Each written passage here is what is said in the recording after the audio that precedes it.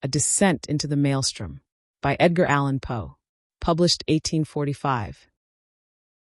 The ways of God in nature, as in providence, are not as our ways, nor are the models that we frame any way commensurate to the vastness, profundity, and unsearchableness of his works, which have a depth in them greater than the well of Democritus. Joseph Glanville. We had now reached the summit of the loftiest crag. For some minutes the old man seemed too much exhausted to speak. "Not long ago," said he at length, "and I could have guided you on this route as well as the youngest of my sons. But about 3 years past, there happened to me an event such as never happened to mortal man, or at least such as no man ever survived to tell of. And the 6 hours of deadly terror which I then endured have broken me up body and soul. You suppose me a very old man. But I am not. It took less than a single day to change these hairs from a jetty black to white, to weaken my limbs and to unstring my nerves, so that I tremble at the least exertion, and am frightened at a shadow. Do you know I can scarcely look over this little cliff without getting giddy? The little cliff, upon whose edge he had so carelessly thrown himself down to rest that the weightier portion of his body hung over it, while he was only kept from falling by the tenure of his elbow on its extreme and slippery edge. This little cliff arose, a sheer unobstructed precipice of black shining rock, some 15 or 1600 feet from the world of crags beneath us. Nothing would have tempted me to within half a dozen yards of its brink. In truth, so deeply was I excited by the perilous position of my companion, that I fell at full length upon the ground, clung to the shrubs around me, and dared not even glance upward at the sky, while I struggled in vain to divest myself of the idea that the very foundations of the mountain were in danger from the fury of the winds. It was long before I could reason myself into sufficient courage to sit up and look out into the distance. "You must get over these fancies," said the guide, "for I have brought you here that you might have the best possible view of the scene of that event I mentioned, and to tell you the whole story with the spot just under your eye. We are now," he continued, in that particularizing manner which distinguished him, "we are now close upon the Norwegian coast, in the 68th degree of latitude, in the great province of Nordland, and in the dreary district of Lofoten. The mountain upon whose top we sit is Helseggen, the Cloudy. Now raise yourself up a little higher. Hold on to the grass if you feel giddy. So, and look out, beyond the belt of vapor beneath us, into the sea." I looked dizzily and beheld a wide expanse of ocean, whose waters wore so inky a hue as to bring at once to my mind the Nubian geographer's account of the Mare Tenebrarum. A panorama more deplorably desolate no human imagination can conceive. To the right and left, as far as the eye could reach, there lay outstretched, like ramparts of the world, lines of horridly black and beetling cliff, whose character of gloom was but the more forcibly illustrated by the surf which reared high up against its white and ghastly crest, howling and shrieking forever.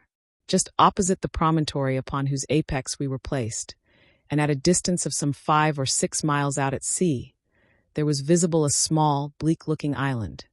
Or, more properly, its position was discernible through the wilderness of surge in which it was enveloped.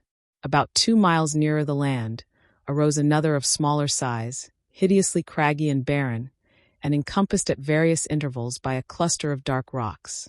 The appearance of the ocean, in the space between the more distant island and the shore, had something very unusual about it.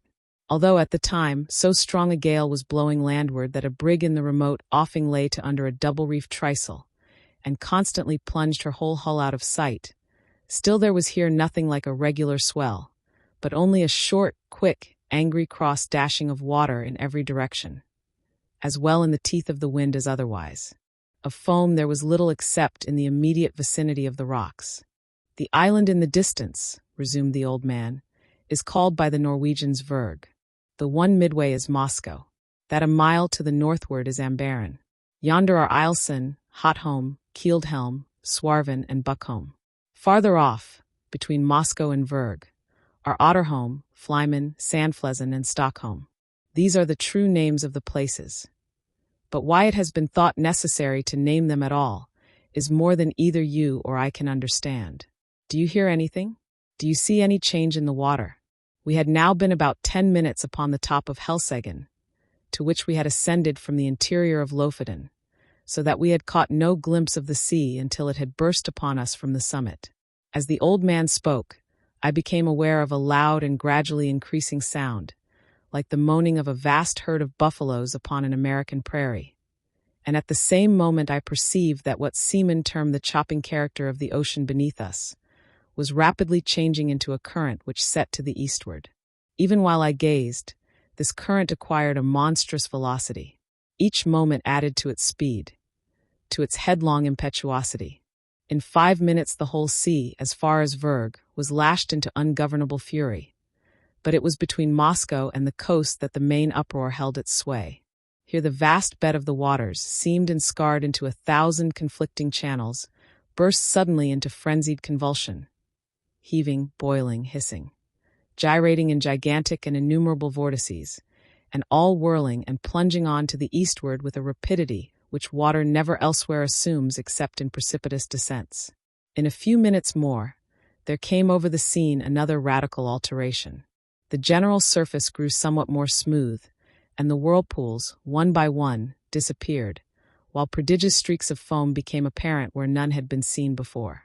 These streaks, at length, spreading out to a great distance, and entering into combination, took unto themselves the gyratory motion of the subsided vortices, and seemed to form the germ of another more vast. Suddenly, very suddenly, this assumed a distinct and definite existence, in a circle of more than a mile in diameter. The edge of the whirl was represented by a broad belt of gleaming spray, but no particle of this slipped into the mouth of the terrific funnel, whose interior, as far as the eye could fathom it, was a smooth, shining, and jet-black wall of water, inclined to the horizon at an angle of some 45 degrees, speeding dizzily round and round with a swaying and sweltering motion, and sending forth to the winds an appalling voice, half-shriek, half-roar, such as not even the mighty cataract of Niagara ever lifts up in its agony to heaven. The mountain trembled to its very base, and the rock rocked. I threw myself upon my face, and clung to the scant herbage in an excess of nervous agitation. "This," said I at length to the old man, "this can be nothing else than the great whirlpool of the Maelstrom." "So it is sometimes termed," said he. "We Norwegians call it the Moskowstrom, from the island of Moscow in the Midway." The ordinary accounts of this vortex had by no means prepared me for what I saw. That of Jonas Ramus, which is perhaps the most circumstantial of any, cannot impart the faintest conception either of the magnificence, or of the horror of the scene, or of the wild, bewildering sense of the novel which confounds the beholder. I am not sure from what point of view the writer in question surveyed it, nor at what time, but it could neither have been from the summit of Helseggen, nor during a storm. There are some passages of his description, nevertheless, which may be quoted for their details, although their effect is exceedingly feeble in conveying an impression of the spectacle. Between Lofoten and Moscow, he says, the depth of the water is between 36 and 40 fathoms, but on the other side toward Vurrgh, this depth decreases so as not to afford a convenient passage for a vessel, without the risk of splitting on the rocks, which happens even in the calmest weather. When it is flood, the stream runs up the country between Lofoten and Moscow with a boisterous rapidity, but the roar of its impetuous ebb to the sea is scarce equaled by the loudest and most dreadful cataracts, the noise being heard several leagues off, and the vortices or pits are of such an extent and depth that if a ship comes within its attraction, it is inevitably absorbed and carried down to the bottom, and they're beat to pieces against the rocks, and when the water relaxes, the fragments thereof are thrown up again. But these intervals of tranquility are only at the turn of the ebb and flood, and in calm weather, and last but a quarter of an hour, its violence gradually returning. When the stream is most boisterous, and its fury heightened by a storm, it is dangerous to come within a Norway mile of it. Boats, yachts, and ships have been carried away by not guarding against it before they were within its reach. It likewise happens frequently that whales come too near the stream and are overpowered by its violence, and then it is impossible to describe their howlings and bellowings in their fruitless struggles to disengage themselves. A bear once, attempting to swim from Lofoten to Moscow, was caught by the stream and borne down, while he roared terribly, so as to be heard on shore.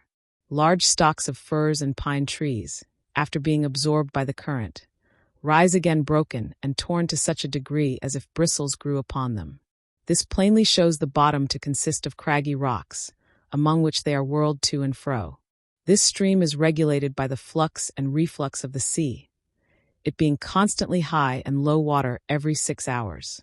In the year 1645, early in the morning of Sexagesima Sunday, it raged with such noise and impetuosity that the very stones of the houses on the coast fell to the ground. In regard to the depth of the water, I could not see how this could have been ascertained at all in the immediate vicinity of the vortex.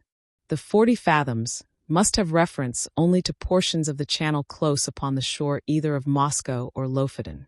The depth in the center of the Maelström must be immeasurably greater, and no better proof of this fact is necessary than can be obtained from even the sidelong glance into the abyss of the whirl, which may be had from the highest crag of Helseggen.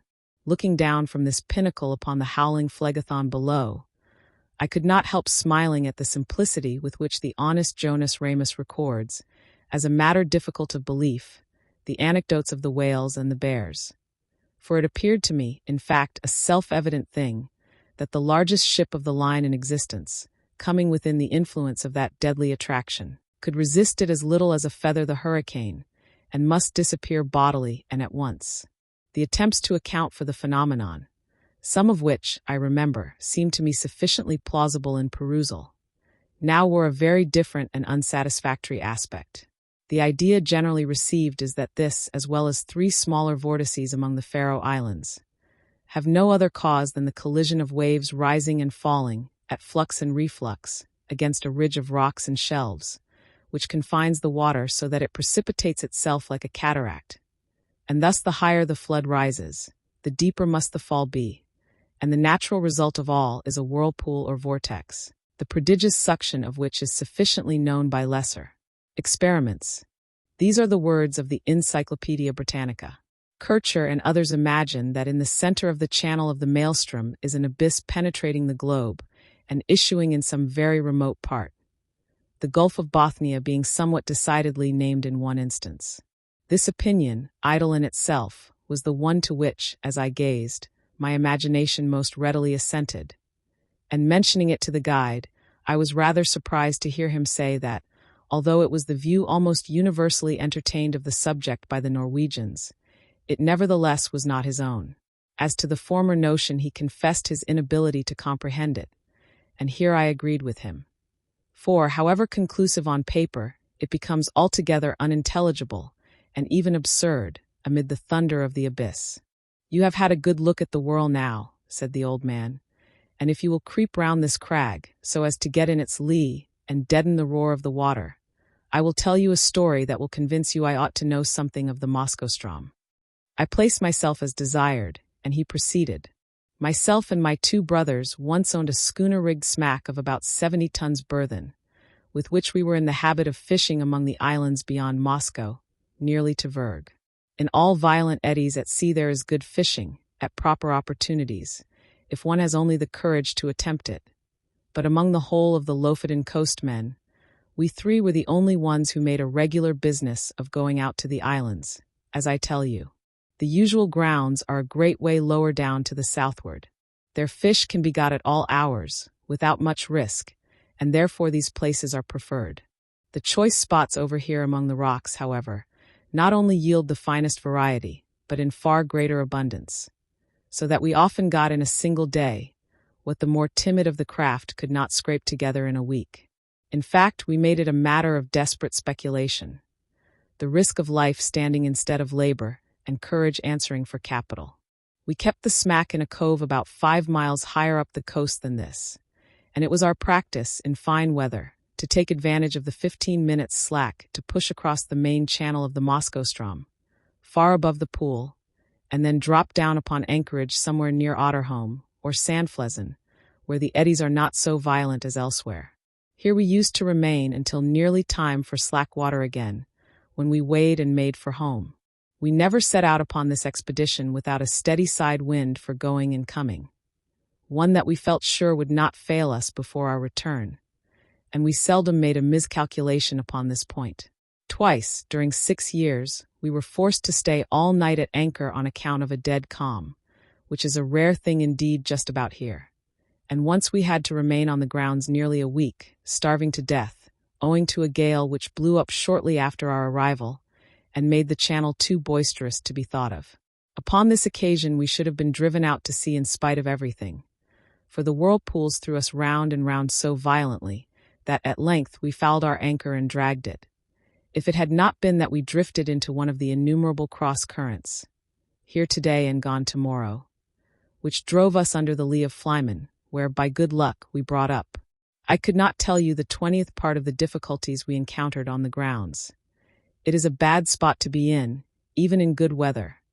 But we made shift always to run the gauntlet of the Maelstrom itself without accident, although at times my heart has been in my mouth when we happened to be a minute or so behind or before the slack. The wind sometimes was not as strong as we thought it at starting, and then we made rather less way than we could wish, while the current rendered the smack unmanageable.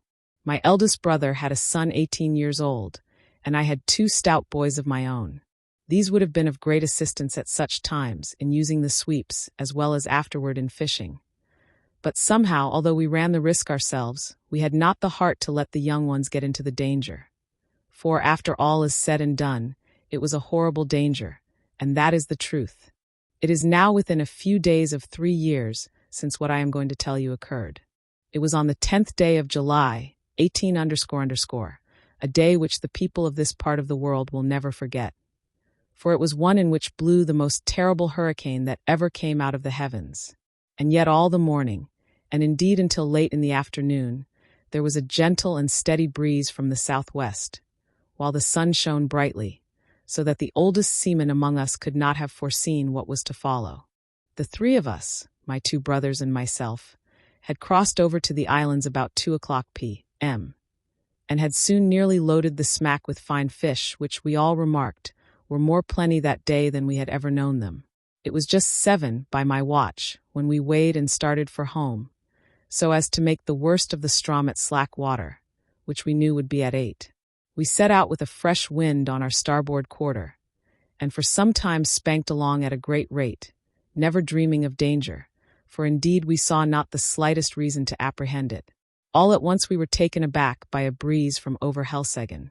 This was most unusual, something that had never happened to us before, and I began to feel a little uneasy, without exactly knowing why. We put the boat on the wind, but could make no headway at all for the eddies, and I was upon the point of proposing to return to the anchorage, when looking astern, we saw the whole horizon covered with a singular copper-colored cloud that rose with the most amazing velocity. In the meantime the breeze that had headed us off fell away, and we were dead becalmed, drifting about in every direction. This state of things, however, did not last long enough to give us time to think about it. In less than a minute the storm was upon us. In less than 2 the sky was entirely overcast. And what with this and the driving spray, it became suddenly so dark that we could not see each other in the smack. Such a hurricane as then blew it is folly to attempt describing. The oldest seaman in Norway never experienced anything like it.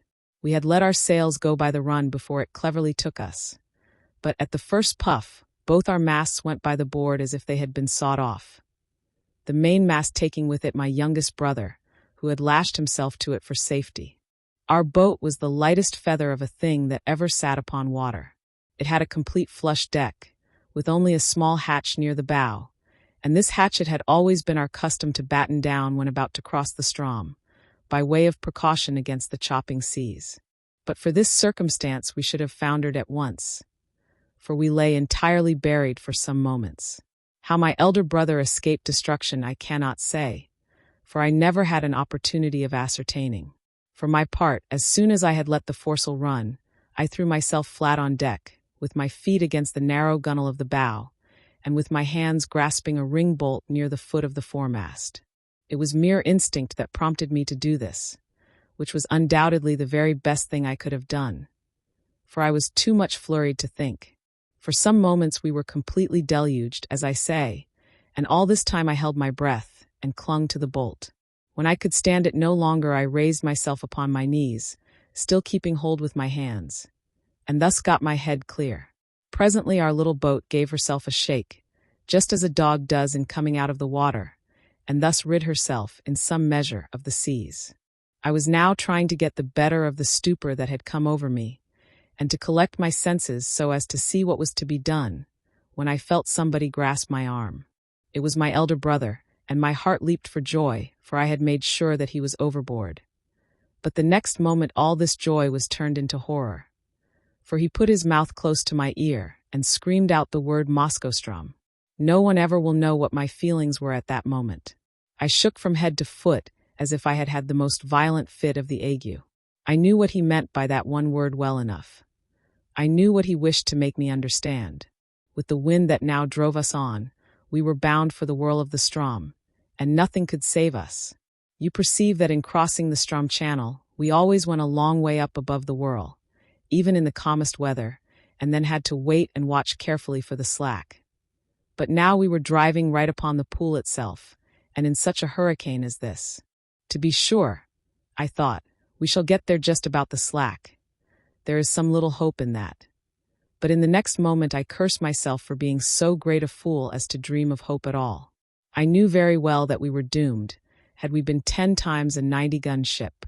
By this time the first fury of the tempest had spent itself, or perhaps we did not feel it so much as we scud before it, but at all events the seas, which at first had been kept down by the wind, and lay flat and frothing, now got up into absolute mountains.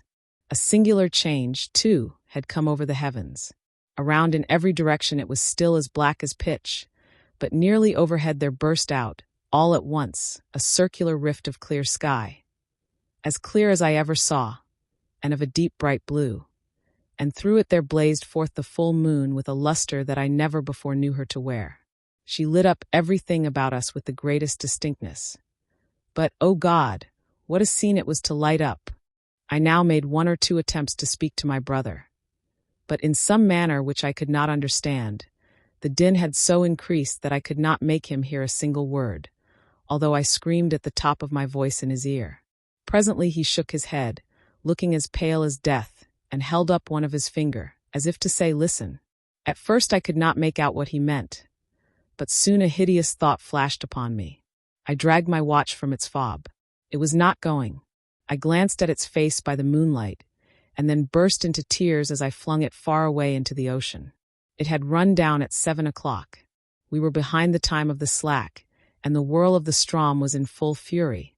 When a boat is well built, properly trimmed, and not deep laden, the waves in a strong gale, when she is going large, seem always to slip from beneath her, which appears very strange to a landsman.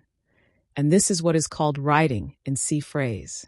Well, so far we had ridden the swells very cleverly, but presently a gigantic sea happened to take us right under the counter, and bore us with it as it rose.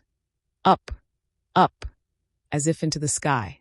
I would not have believed that any wave could rise so high. And then down we came with a sweep, a slide, and a plunge that made me feel sick and dizzy, as if I was falling from some lofty mountaintop in a dream. But while we were up I had thrown a quick glance around, and that one glance was all sufficient. I saw our exact position in an instant. The Maelström whirlpool was about 1/4 of a mile dead ahead, but no more like the everyday Maelstrom than the whirl as you now see it is like a mill race. If I had not known where we were and what we had to expect, I should not have recognized the place at all. As it was, I involuntarily closed my eyes in horror. The lids clenched themselves together as if in a spasm. It could not have been more than 2 minutes afterward until we suddenly felt the waves subside and were enveloped in foam. The boat made a sharp half-turn to larboard, and then shot off in its new direction like a thunderbolt. At the same moment the roaring noise of the water was completely drowned in a kind of shrill shriek. Such a sound as you might imagine given out by the waste pipes of many thousand steam vessels, letting off their steam altogether. We were now in the belt of surf that always surrounds the whirl, and I thought, of course, that another moment would plunge us into the abyss, down which we could only see indistinctly on account of the amazing velocity with which we were borne along. The boat did not seem to sink into the water at all, but to skim like an air bubble upon the surface of the surge. Her starboard side was next the whirl, and on the larboard arose the world of ocean we had left. It stood like a huge writhing wall between us and the horizon. It may appear strange, but now, when we were in the very jaws of the gulf, I felt more composed than when we were only approaching it. Having made up my mind to hope no more, I got rid of a great deal of that terror which unmanned me at first. I suppose it was despair that strung my nerves. It may look like boasting, but what I tell you is truth. I began to reflect how magnificent a thing it was to die in such a manner, and how foolish it was in me to think of so paltry a consideration as my own individual life, in view of so wonderful a manifestation of God's power. I do believe that I blushed with shame when this idea crossed my mind. After a little, while I became possessed with the keenest curiosity about the whirl itself, I positively felt a wish to explore its depths, even at the sacrifice I was going to make. And my principal grief was that I should never be able to tell my old companions on shore about the mysteries I should see. These, no doubt, were singular fancies to occupy a man's mind in such extremity. And I have often thought since that the revolutions of the boat around the pool might have rendered me a little light-headed. There was another circumstance which tended to restore my self-possession, and this was the cessation of the wind, which could not reach us in our present situation. For, as you saw yourself, the belt of surf is considerably lower than the general bed of the ocean, and this latter now towered above us, a high, black, mountainous ridge. If you have never been at sea in a heavy gale, you can form no idea of the confusion of mind occasioned by the wind and spray together. They blind, deafen, and strangle you, and take away all power of action or reflection. But we were now, in a great measure, rid of these annoyances. Just as death-condemned felons in prison are allowed petty indulgences, forbidden them while their doom is yet uncertain. How often we made the circuit of the belt it is impossible to say. We careered round and round for perhaps an hour, flying rather than floating, getting gradually more and more into the middle of the surge, and then nearer and nearer to its horrible inner edge. All this time I had never let go of the ring-bolt.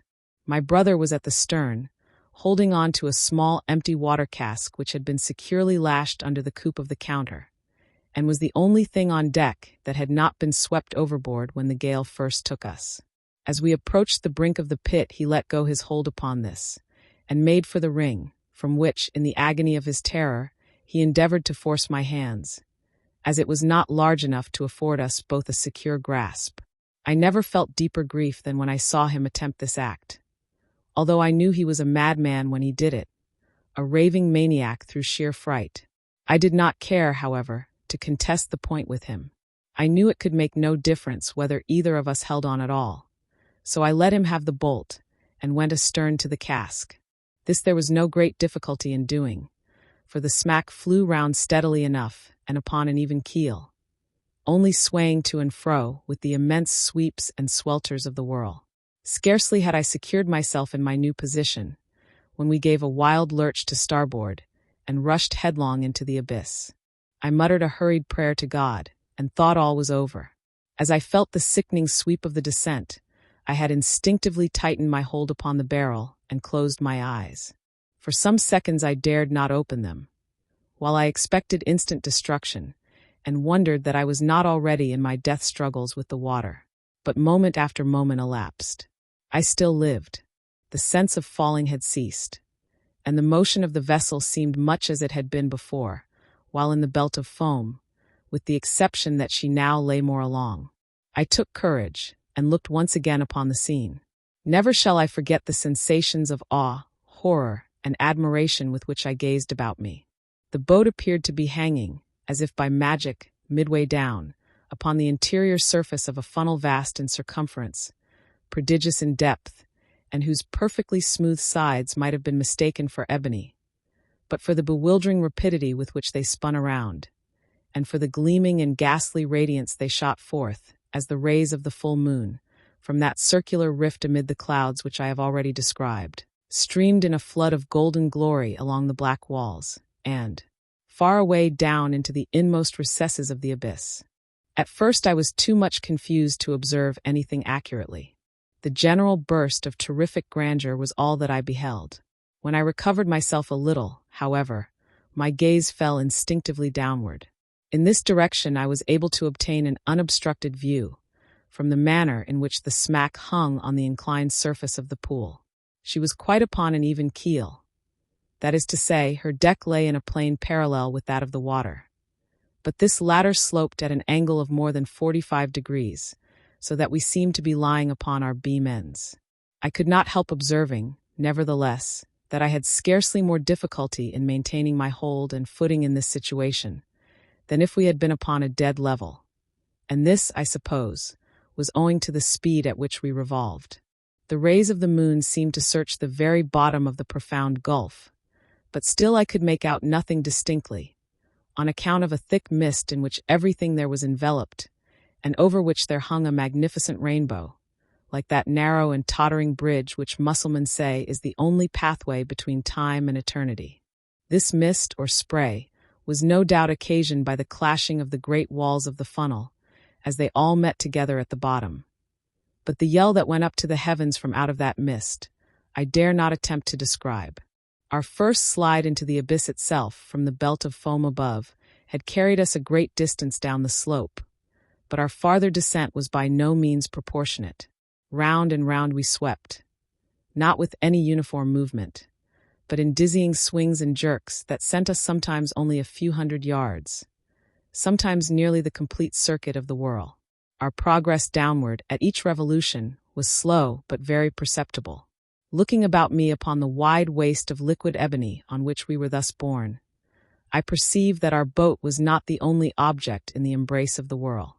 Both above and below us were visible fragments of vessels, large masses of building timber and trunks of trees, with many smaller articles, such as pieces of house furniture, broken boxes, barrels, and staves.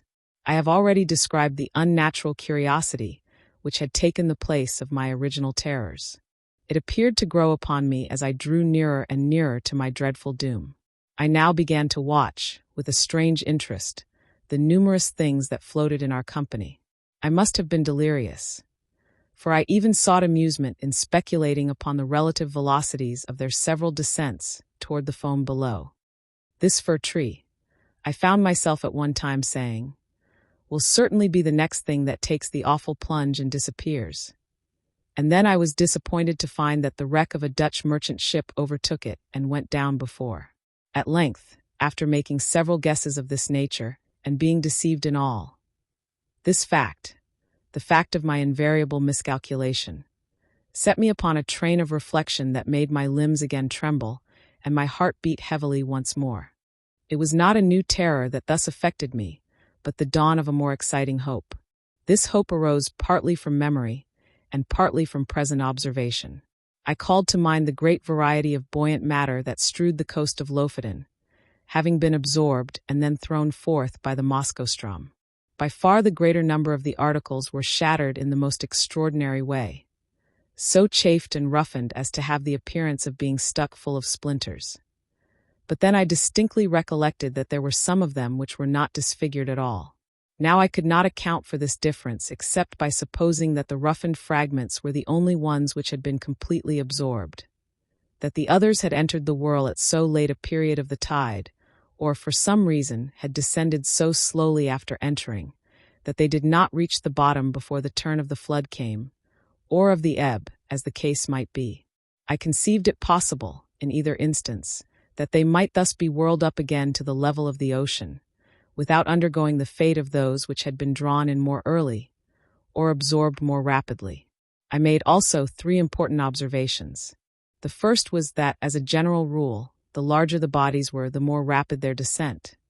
The second, that between 2 masses of equal extent, the one spherical, and the other of any other shape, the superiority in speed of descent was with the sphere. The third, that between 2 masses of equal size, the one cylindrical, and the other of any other shape, the cylinder was absorbed the more slowly. Since my escape, I have had several conversations on this subject with an old schoolmaster of the district, and it was from him that I learned the use of the words cylinder and sphere. He explained to me, although I have forgotten the explanation, how what I observed was, in fact, the natural consequence of the forms of the floating fragments, and showed me how it happened that a cylinder, swimming in a vortex, offered more resistance to its suction, and was drawn in with greater difficulty than an equally bulky body, of any form whatever. Asterisk see Archimedes, De Incidentibus in Fluido. Lib 2. There was one startling circumstance which went a great way in enforcing these observations, and rendering me anxious to turn them to account. And this was that, at every revolution, we passed something like a barrel, or else the yard or the mast of a vessel, while many of these things, which had been on our level when I first opened my eyes upon the wonders of the whirlpool, were now high up above us, and seemed to have moved but little from their original station. I no longer hesitated what to do. I resolved to lash myself securely to the water cask upon which I now held, to cut it loose from the counter, and to throw myself with it into the water. I attracted my brother's attention by signs, pointed to the floating barrels that came near us, and did everything in my power to make him understand what I was about to do. I thought at length that he comprehended my design. But whether this was the case or not, he shook his head despairingly and refused to move from his station by the ring bolt. It was impossible to reach him. The emergency admitted of no delay. And so, with a bitter struggle, I resigned him to his fate, fastened myself to the cask by means of the lashings which secured it to the counter, and precipitated myself with it into the sea, without another moment's hesitation. The result was precisely what I had hoped it might be, as it is myself who now tell you this tale. As you see that I did escape, and as you are already in possession of the mode in which this escape was effected, and must therefore anticipate all that I have farther to say, I will bring my story quickly to conclusion. It might have been an hour, or thereabout, after my quitting the smack, when, having descended to a vast distance beneath me, it made 3 or 4 wild gyrations in rapid succession, and bearing my loved brother with it, plunged headlong, at once and forever, into the chaos of foam below. The barrel to which I was attached sunk very little farther than half the distance between the bottom of the gulf and the spot at which I leaped overboard, before a great change took place in the character of the whirlpool. The slope of the sides of the vast funnel became momently less and less steep. The gyrations of the whirl grew, gradually, less and less violent. By degrees, the froth and the rainbow disappeared, and the bottom of the gulf seemed slowly to uprise.